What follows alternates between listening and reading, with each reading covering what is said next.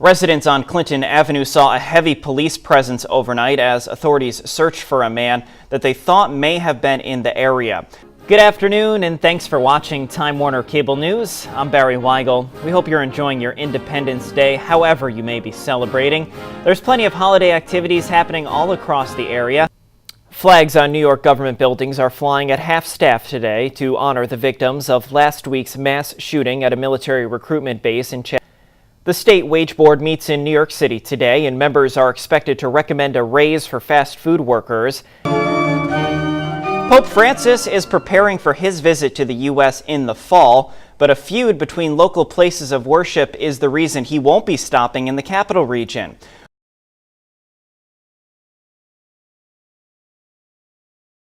He's just about to land at JFK Airport in a helicopter that he just took over from the papal residence. And once he does arrive at JFK, he'll board the American Airlines flight to Philadelphia, which should take just under an hour.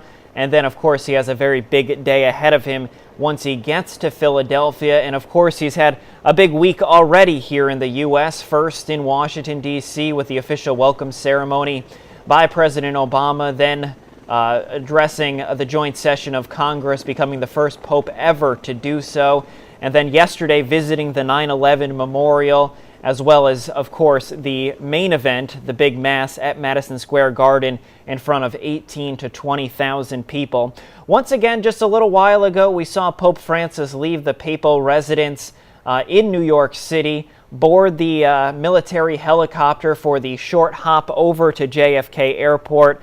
And the helicopters are just coming in now, landing, and the Pope will then get off the helicopter, get on the plane for the short trip over to Philadelphia. We want to give you a brief rundown of what's going to happen when he does arrive in Philadelphia. He's going to hold Mass at the Cathedral Basilica of Saints Peter and Paul. That's going to be around 10:30.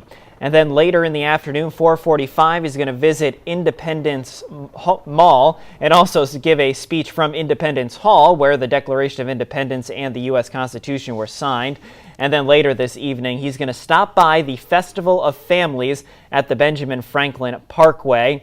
And we also want to remind you, Time Warner Cable News has complete coverage of the Pope's historic trip. You can get unprecedented access and special stories on our papal channel, which is live on channel 199 on Time Warner Cable. So once again, we're going to stay with you live right here on Time Warner Cable News as the Pope gets off the helicopter onto the plane, getting ready to head over to Philadelphia for the World Meeting of Families. Now, this was a big event scheduled whether the Pope was coming or not, and there's actually expected to be millions, more than 1 million people in Philadelphia for the papal visit. Again, you're watching the helicopters coming in, and one of them carrying the pontiff as he lands, and the rest of his support staff is standing by at JFK to get on board the plane with him as they head over to Philadelphia Airport. This Pope already making history here in the United States, becoming the 4th Pope ever to visit the United States. We've had 5 papal visits in our time as a country, and Pope Francis became the first ever to address Congress the other day, the joint session of Congress, praising them for their work on climate change and trying to really inspire them to continue working hard and working together to fix the problems of the country. And then we heard a much different tone when he went over to the United Nations General Assembly, where he criticized the General Assembly for not preventing the wars that are currently plaguing the entire world, including the persecution of Christians and really all religious minorities around the world, including the Christians in Iraq and other war-torn areas. And the Pope is not known for holding words back, and he certainly didn't do so in either address to either Congress or the General Assembly of the United Nations. And also during his time in New York City, he spent just about 40 hours in the city. He also went to the 9/11 memorial. He laid a flower on one of the bronze panels around the reflecting pools, the south reflecting pool of the World Trade Center Memorial. And then he participated in a multi-religious ceremony where he ended by asking, and this is his traditional ending, he says, "I want everyone to pray for me, and even if you're not religious, just send me good wishes." And that really just characterizes how humble this Pope is. And that's another thing we heard at the end of his major mass last night at Madison Square Garden in front of 18 to 20,000 people, and that was really considered the main event. But again, another big main event of this trip is the World Meeting of Families in Philadelphia, and that's where the Pope will be headed to shortly. He's going to head there on the American Airlines flight that we keep seeing pictures of here as the helicopters come in to land. It'll be a short hop, just about under an hour for him to get over.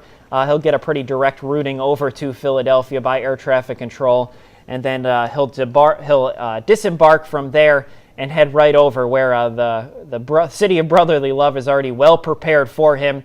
I saw some pictures on social media earlier. They already have the red carpet and the stairs in place, so as soon as that plane lands, they'll be ready to welcome the Pope. And we've seen from our reporters on the ground in Philadelphia just how many people have come out already in Philadelphia, some lining up as early as yesterday just for a chance to see this Pope. And it really is a life-changing experience for anyone who sees the Pope in person, and even for us watching here at home. It's really been an amazing experience to watch the Pope as he travels across the 3 cities of the United States during his trip here. And he'll be getting ready to head back home Sunday afternoon after the World Meeting of Families. He'll be heading back home Sunday. So we believe that's the helicopter right there that's carrying Pope Francis. It's one of the helicopters, same type that usually carries President Obama, commonly referred to Marine One when the president is on board. No special call sign when the Pope's on board. But you can also see there the large crowd just at JFK Airport, even just a chance to see the Pope from afar right there. You can see just the crowds that this Pope has brought out to each and every event, each and every stop that he's made while in the United States has just drawn maximum crowds, as many people as can fit in any of these locations. That's what he'll bring out. And he's been exceptionally great about going up to the crowds, making a special effort to get in touch with the people that have come out to say hello to him.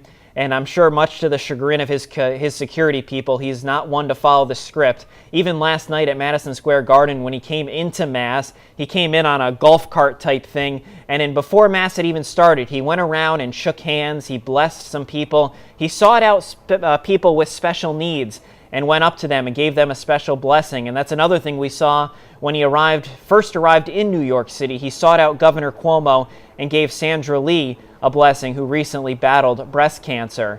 And that's just what this Pope does, is he goes out of his way to connect with the people who just feel so connected to him.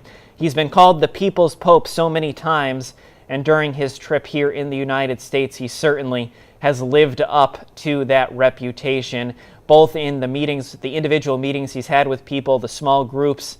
We've saw someone in the Hudson Valley, had a special Catholic high school student, had a chance to actually go up and meet the Pope in a kind of backstage pass, and we saw some pictures of that meeting.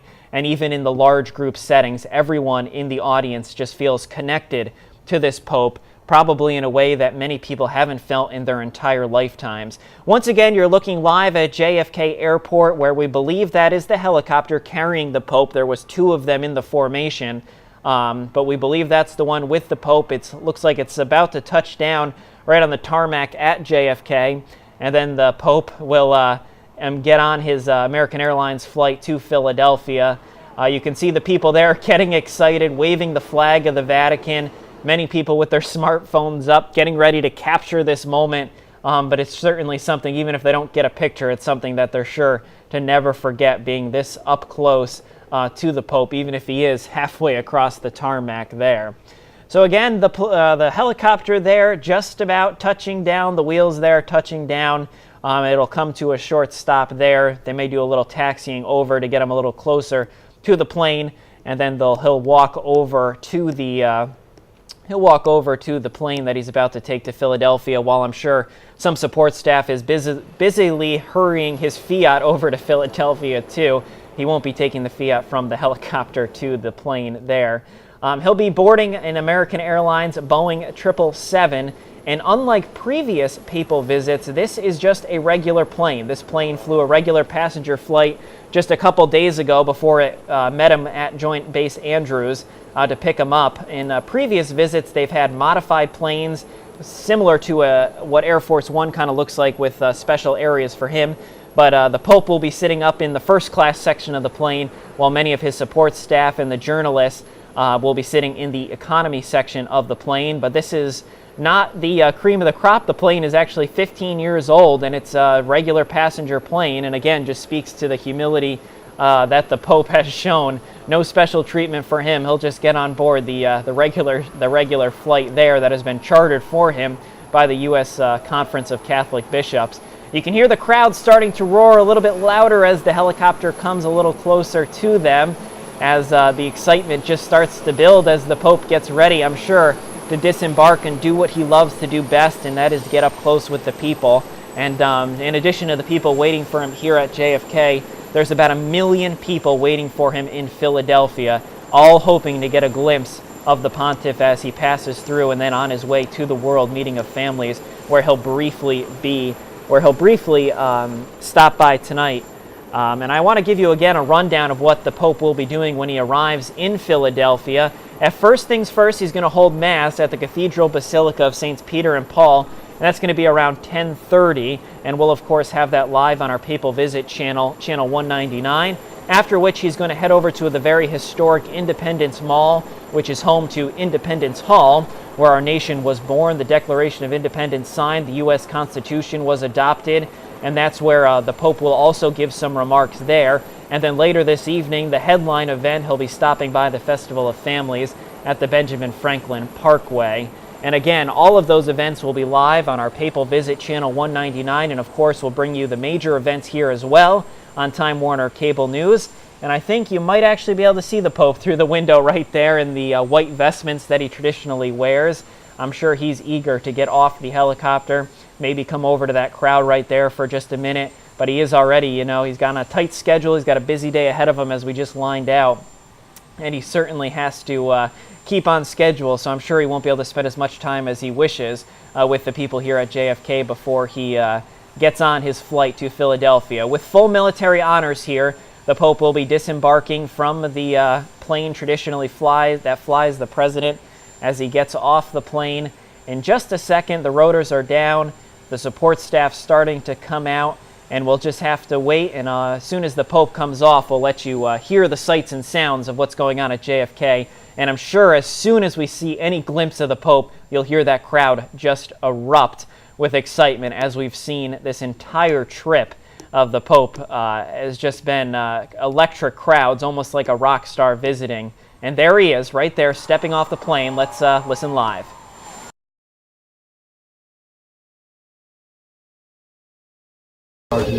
Just in front of 28 Dublin car. It takes someone that has a lot of patience, someone that's able to handle a lot of stress. Right, panhandler in front too, also. Someone who's able to work all hours, holidays, Received. nights. Somebody that is able to deal with a wide range of people and their emotions. City Hall, 1 male prisoner, last 272. When the media covers fires, accidents, or police scenes, the public sees scenes like this. But off camera, there's a group of people who are just as important and that the public rarely sees. I think it's important that, we get recognized as being the actual first person on the scene, because we have actual contact with the person until the police or firemen arrive. The 911 center in the city of Albany handles about 1,000 calls a day. All 3916. And call takers must get enough information to make sure the right resources head to the right location. All the same time where you might have somebody screaming or very emotional, upset about something. Could be a person injured, shot, stabbed. You'll get a heavy call where, somebody's either seriously injured or killed, and as soon as you're done with that call, you hang it up and pick up the next call that rings. Though there is certainly no typical day or typical call that these dispatchers get, the one thing they can always count on is that the phone is going to ring again. Just in front of 28 Dublin car. In Albany, Barry Wygel, Time Warner Cable News.